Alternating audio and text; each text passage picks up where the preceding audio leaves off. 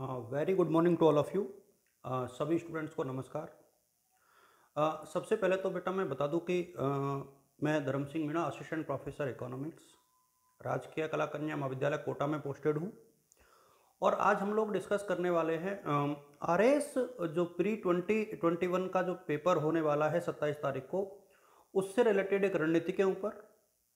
और मैं आपको बता दूं कि अब हमारे पास महज जो है आखिरी 4 दिन हैं, या ये कहें कि उससे भी कम दिन हैं। आपके लिए मैं ये इसलिए कह रहा हूँ कि अभी आपके लिए काफ़ी तनावपूर्ण माहौल इसलिए भी बन गया है कि सेंटर काफ़ी दूर दूर आए हुए हैं। सेंटर पर आपको अब पहुँचना ज़रूरी है। तो इन सभी प्रक्रियाओं के दरमियान आपको अब क्या रणनीति अपनानी चाहिए और कैसे पेपर अटेम्प्ट करना चाहिए, और जो बचे हुए दिन हैं यानी 23, 24, 25 और 26, इनमें से भी आप में से ज़्यादातर लोग पटवारी का पेपर दे रहे हैं, तो उनके लिए यह समय और कम हो जाएगा, यानी लगभग लगभग 3 दिन ही उनके पास बचेंगे।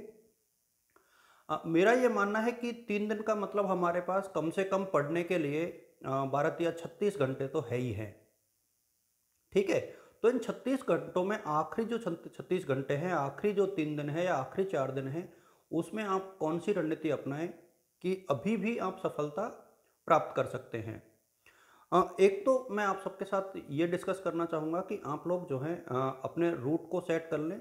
जहाँ भी आपका सेंटर आया है, सेंटर का एग्जैक्ट लोकेशन पता कर लें।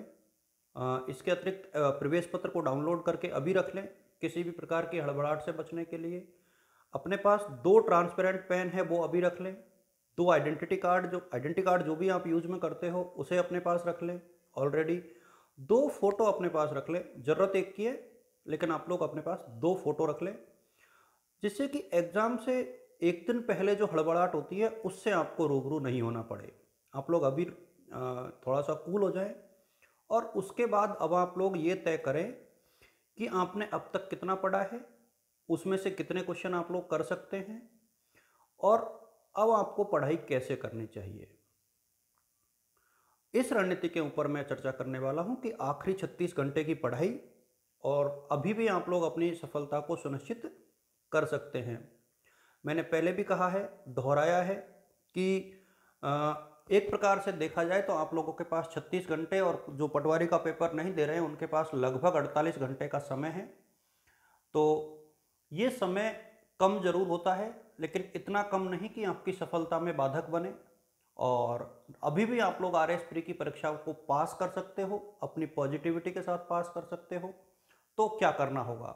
नंबर 1, सबसे पहले तो जो मैंने आपसे कहा कि एग्जाम की प्रक्रिया से रिलेटेड जो जो बातें हैं, जैसे कि प्रवेश पत्र डाउनलोड करना, अपने पास रखना, जो किट है आपकी यानी पेन अपने पास रखना, आइडेंटिटी कार्ड अपने पास रखना, फोटो अपने पास रखना, इसलिए आप लोग चिल हो जाओगे। बिल्कुल आपके दिमाग में ये बात नहीं आएगी कि हमें ये भी करना है।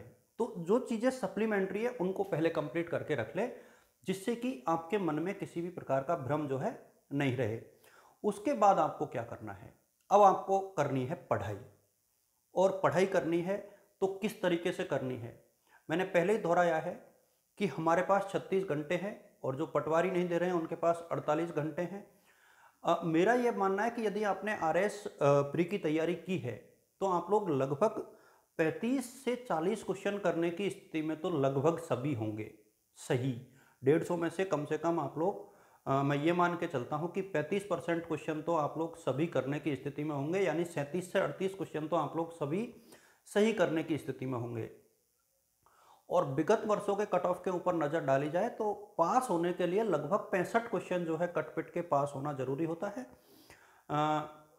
इसका मतलब यह है कि यदि आप लोगों ने 120 क्वेश्चन भी अटेम्प्ट किए हैं और 45 क्वेश्चन भी आपके रॉन्ग हो जाते हैं, तो भी आप लोगों का एग्जाम के अंतर्गत इन होना यानी मेंस में अपीयर होना संभावित है। तो आप लोग अंदर हो सकते हो, घबराने की आवश्यकता नहीं है। इसलिए पॉजिटिविटी को बनाए रखें। जितने भी कट ऑफ पुराने देखे हैं मैंने, उसमें यही देखा है कि लगभग 65 से लेकर के 80 के बीच में ये वेरी कर रहा है। ओबीसी में कई बार ये ऊपर जाता है, 93 तक भी गया है। हो सकता है कि कट ऑफ जो है इस बार भी लगभग लगभग यही रहे, इसमें बहुत ज़्यादा परिवर्तन होगा, इसकी संभावना बहुत ज़्यादा नहीं है। खास तौर पे जब आरपीएससी ने दूर दूर सेंटर दिए तो ये कहीं ना कहीं बच्चों की तैयारी को भी प्रभावित कर रहा है, उनको मानसिक स्तर को भी प्रभावित कर रहा है और कट ऑफ को भी कहीं ना कहीं मैनेज करेगा, डाउन करेगा। तो अब हम लोग शुरू करते हैं। सिर्फ 5 या 7 मिनट है अपने पास, जिसमें मैं ये चर्चा करूंगा। बहुत लंबा वीडियो बनाने का मानस भी नहीं है, आपके पास टाइम भी नहीं है, जिसे मैं खराब नहीं करना चाहूँगा। नंबर 1, एक तो आपको ये करना है कि आपको स्ट्राइक रेट के हिसाब से टॉपिक सेलेक्ट करने हैं जहाँ से नंबर ऑफ क्वेश्चंस ज़्यादा आते हैं। यदि आप अगले 36 घंटे में हर घंटे इस तरीके से पढ़ाई करो कि जो टॉपिक मैं कर रहा हूँ ना उसमें से एक क्वेश्चन आए, और वो एक क्वेश्चन ऐसा आए जो मैंने पहले नहीं पढ़ा है। यानी यदि आप अभी भी 36 घंटे में अपने आप को 36 नए क्वेश्चन को सॉल्व करवाने की स्थिति में पहुंच जाते हो तो मेरा ये मानना है कि आप निश्चित तौर पर इस परीक्षा में सफल हो पाओगे। 36 आवर एंड 36 क्वेश्चन कैसे? नंबर 1, जैसे आप इंडियन पॉलिटी पढ़ रहे हैं, सबको पता है कि इंडियन पॉलिटी में से कहाँ कहाँ से क्वेश्चन आते हैं। पहली विधानसभा, प्रजामंडल, एकीकरण, यहाँ से क्वेश्चन आने ही आने। गवर्नर, पंचायती राज, यहाँ से क्वेश्चन आएंगे और 100% आएंगे। आप लोग नोट करके रखें, यहाँ से क्वेश्चन जो है बनेंगे, आएंगे, आपको अटेम्प्ट करने हैं। इसके बाद थोड़ा सा और आगे बढ़े आप लोग। जैसे ही आप थोड़ा सा और आगे बढ़ोगे, मैं बात करूँगा पॉलिटी में, जैसे मूल अधिकार है, नीति निर्देशक तत्व है ना, यहाँ से और ये क्वेश्चन बनते ही हैं। इसके अलावा ज्योग्राफी में आप जाओगे तो राजस्थान की ज्योग्राफी को फोकस करिए आप लोग। राजस्थान की फिजियोग्राफिक कंडीशंस, राजस्थान की क्लाइमेट, राजस्थान के प्रमुख उद्योग धंधे, जो फिलहाल जो नए नवाचार हुए हैं उसमें उनको आप लोग देखें।